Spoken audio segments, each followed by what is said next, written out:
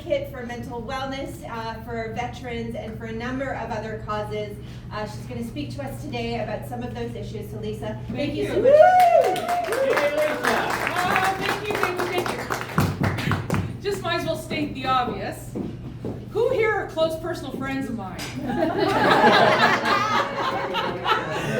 Literally 90% of the room has been to my house, and they've been really great friends. And next time, I think we should invite everybody to the Barrhaven Legion. Yeah.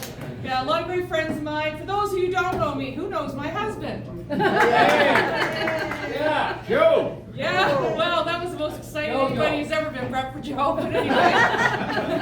But it is great. I want to say thank you to you because not only are you in the service, but your husband's a member of Parliament. And to give that type of benevolence to the entire country really is quite astounding. I have no idea what your children are going to grow up as, but they're probably going to be running NATO and the country, so that would be fantastic. But thank you, and thank you for being involved with this organization. I want to say thanks to everybody in this room.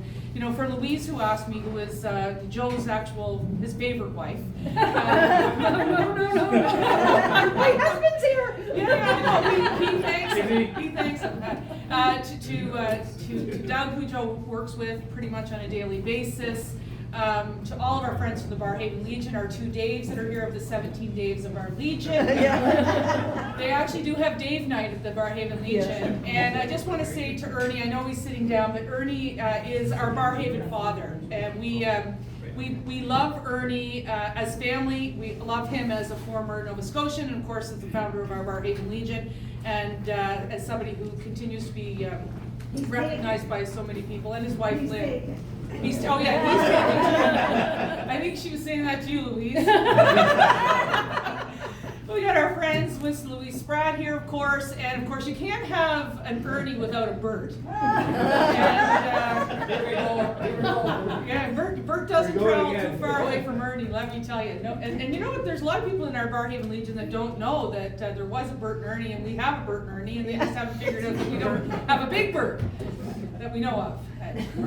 But it's really great to be here among so many friends, and of course, like I look at Scott Healy as somebody who just like the Williamsons has given that drive and commitment to the service and then into public life as well. So thank you, Scott. It's always nice to see you too.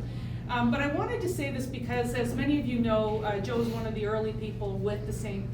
George here, and so I got to see at the very ground level this organization coming up, right, Sheila? You were among those, you and Dave, and seeing how it came about.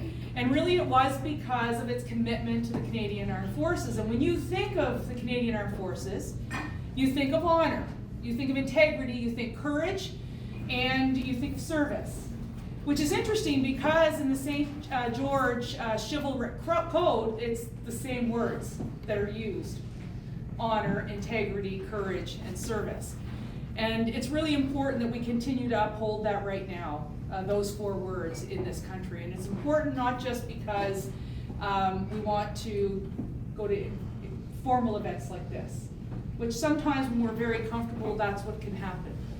But it's in days like these, the challenging ones, not only in the rest of the world, but right here at home, when we see genocidal chants taking over our streets, when we see a massive influx of folks that we might not be able to best support, when we see political unrest, when we see threats from other parts of the world.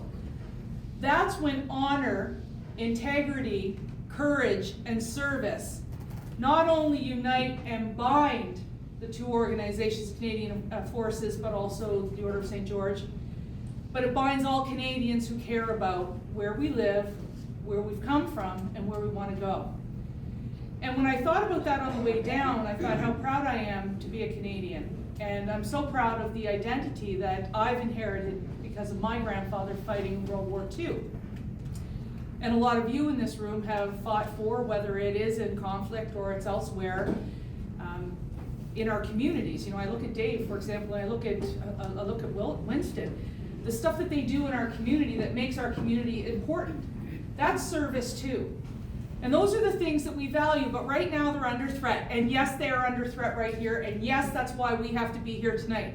And the organization that you're supporting couldn't be any more important today than it's ever been. When you look at the Order of St. George and the things that you have been invested in raising money for, and I know firsthand, I've seen it for the Pearly Rita. You've done it for the Royal Ottawa, which is, by the way, important to me. You've done it for the cadets, and I know that's important to Ernie.